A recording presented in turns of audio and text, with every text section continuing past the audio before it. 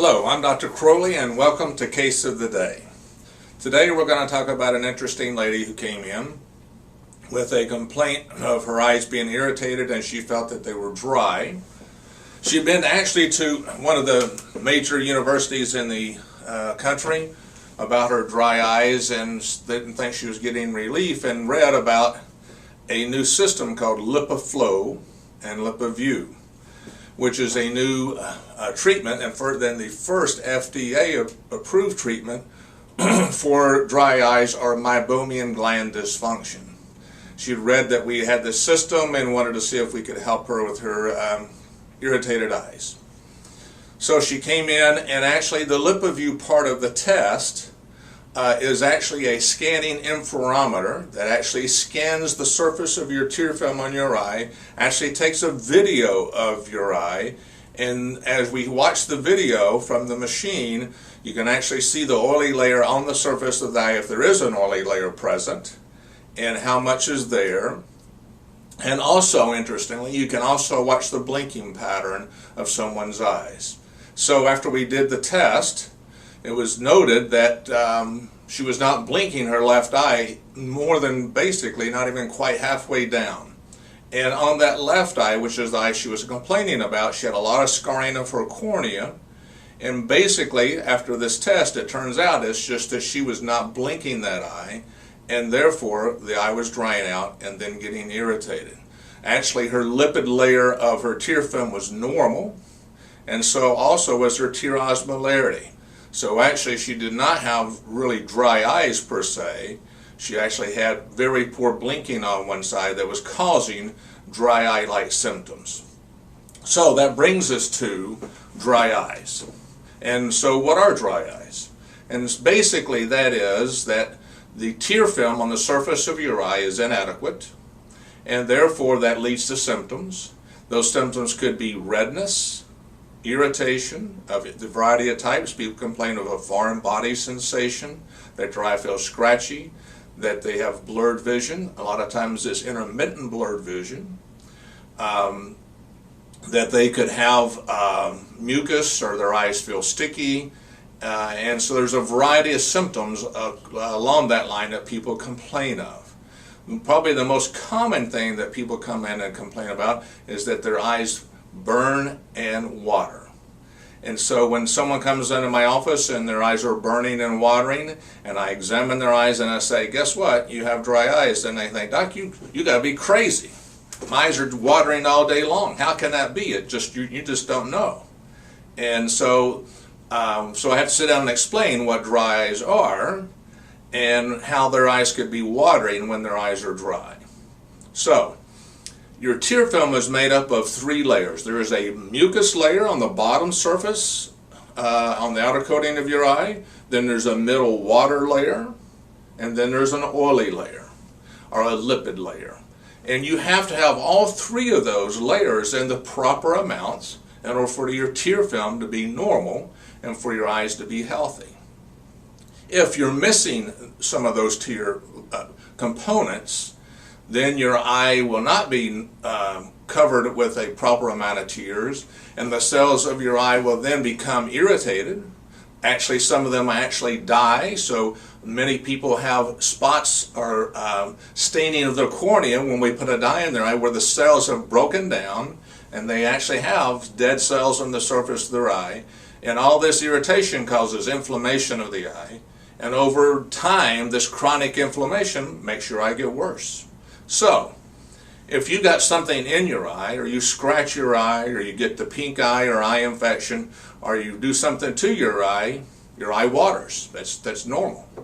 So, if your eyes dry out to the point that those cells are irritated, inflamed, and unhappy that they're sitting there in this dry environment, they're going to send a signal to your lacrimal gland, that is the big gland that produces the water part of your tears, and the crying, that's sort of the crying gland. So it tells that gland, we need help. We're down here in an arid environment, we need help.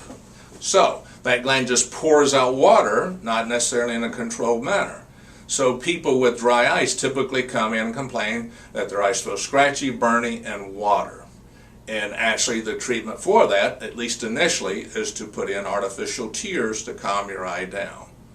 So in basic terms, that's what dry eyes are. So we'll go back to the LipiView and the LipiFlow, which this lady first came into for.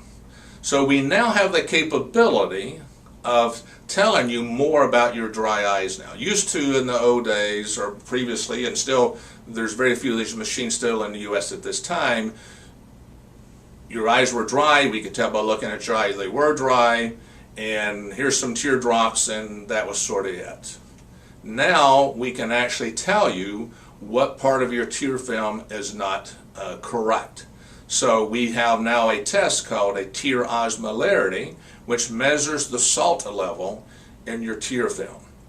So if you don't have enough of the liquid layer part of your tears, then the normal amount of salt and minerals and components of your tear film that are produced still are there, but the tear part has evaporated off your eye, and so that then causes the salt level to go up, and therefore that is one of the leading reasons why people's eyes are irritated, is there's an increased salt level on the surface of their eye. And just like there's no fish that live in the Dead Sea because it's too salty, your body has to have a normal salt level in order for the cells to be normal, and because of evaporation off the surface of your eye, the salt level can increase on the surface of your eye and lead to irritation and dry eyes. So there's two main reasons for people to have dry eyes. One is that they're not producing enough of the liquid layer of their tear film, and two is meibomian gland dysfunction. So it's a big medical term, but basically what that is that you have glands in your lid, upper and lower lid, and those glands are called the meibomian glands, and they are responsible for producing that outer lipid layer of your tear film. So probably the most common cause of dry eyes that we found out recently is that maybe 75 to 80% of people who have dry eyes is due to meibomian gland dysfunction. That is, the glands in your lid are not producing the proper amount of lipid or oil that goes on the front outside surface of your tear. That oily layer is responsible for, just like oil rises on top of water, it's responsible for covering over the water part of your tear film and protecting it from evaporating off your eye, and of course the oil lubricates your eye as well. So 75 to 80% of people who have dry eyes may have meibomian gland dysfunction. So we now have ways we can treat that, and one of those is called LipiFlow, and that is actually the first FDA approved treatment for dry eyes, and it actually treats the meibomian glands. And so what happens is an apparatus is put on your eye, and part of it slips inside your eyelid and part of it goes on the outside of your eyelids.